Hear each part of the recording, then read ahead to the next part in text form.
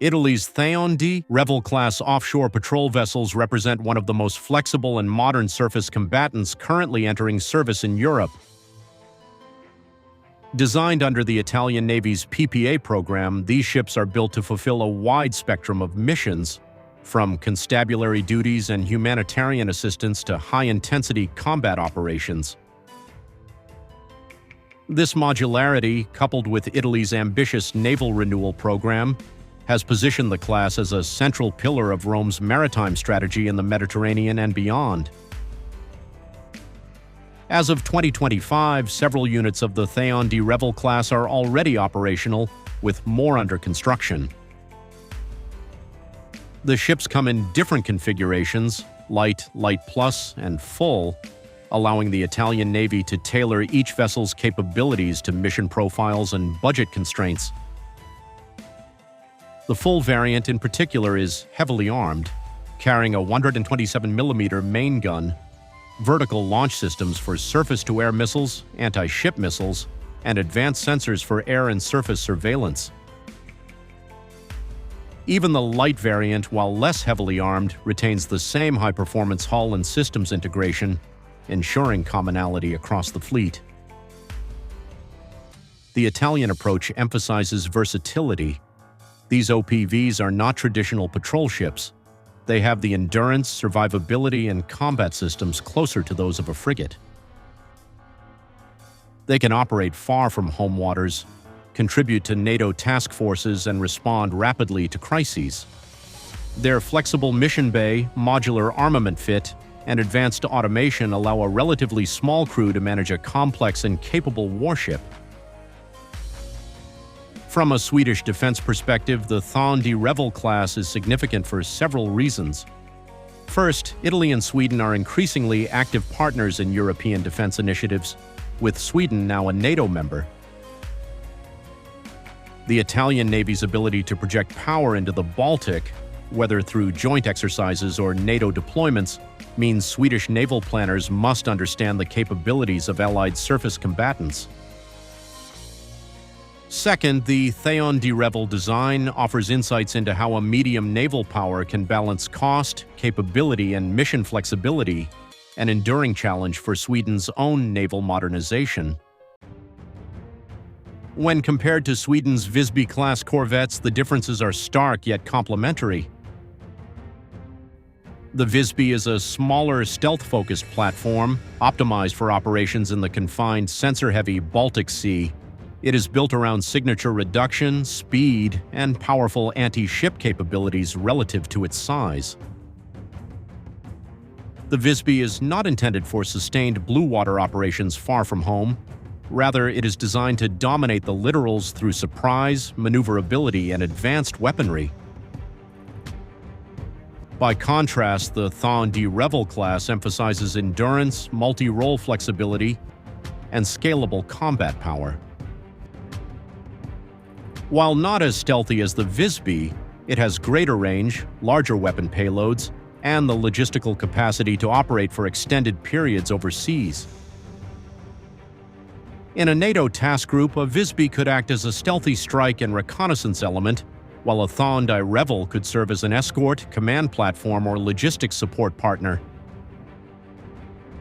This complementary nature becomes particularly important in the emerging strategic environment. Russia's activities in the Baltic and Arctic, instability in the Mediterranean, and the growing reach of global maritime trade routes all point toward the need for adaptable, interoperable fleets. For Sweden, understanding Italy's approach could inform its own future projects, particularly if Stockholm decides to pursue a larger surface combatant to complement the Visby. The Thaon di Revel class also illustrates how modularity can extend a ship's relevance over decades.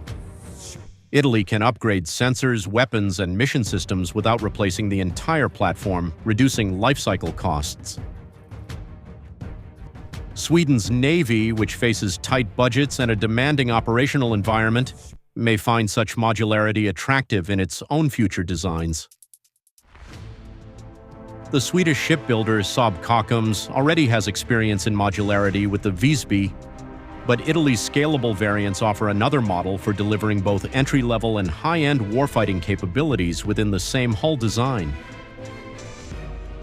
From an industrial cooperation standpoint, there is potential for cross-pollination.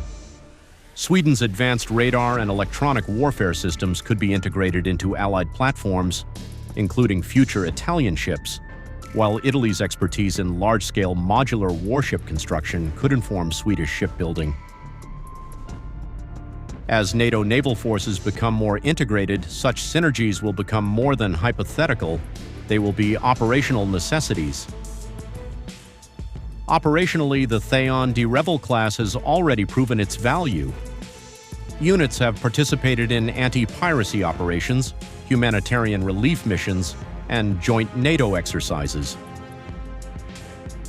Their ability to transition from low-intensity maritime security to high-intensity combat tasks without major refitting is precisely the kind of adaptability NATO navies seek in the current unpredictable security environment. For Sweden, whose navy must be ready for both national defense and alliance missions, this model of readiness is worth studying. There is also a strategic message in the Italian investment. Rome is signaling that it intends to remain a serious maritime player in both the Mediterranean and the wider world.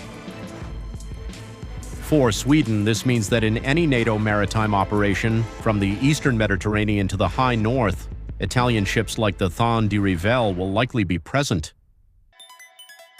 Joint training, operational interoperability, and tactical understanding between Swedish and Italian crews will be increasingly important. Ultimately, while the Visby and the Thaon di Revel inhabit different segments of the naval spectrum, they share a common philosophy, leveraging technology, modularity, and efficiency to maximize capability from limited resources. Italy has scaled up to create a ship capable of global deployment. Sweden has scaled down to perfect the art of literal dominance. Together, they represent two poles of modern naval thinking, and their cooperation could yield a balanced, powerful combined force in European waters.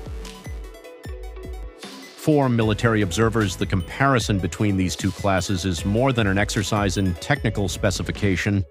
It is a glimpse into the evolving division of labor within NATO's maritime forces.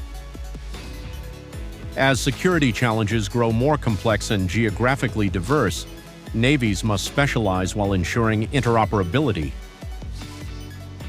The Thaon di Revel and Visby classes are emblematic of how different designs can fulfill complementary roles in a shared strategic framework. In the coming years, both Italy and Sweden will face decisions about how to modernize and expand their fleets. Whether Sweden opts for a larger ship to complement the Visby, or whether Italy further invests in stealth and automation, the lessons learned from each other's programs will be invaluable. For now, the operational debut of the Thaon di Revel class offers Sweden and NATO at large a case study in adaptable, forward-looking naval design. If you found this analysis insightful, support our channel by liking this video, subscribing, and turning on the notification bell so you won't miss the latest updates on European and NATO defense developments.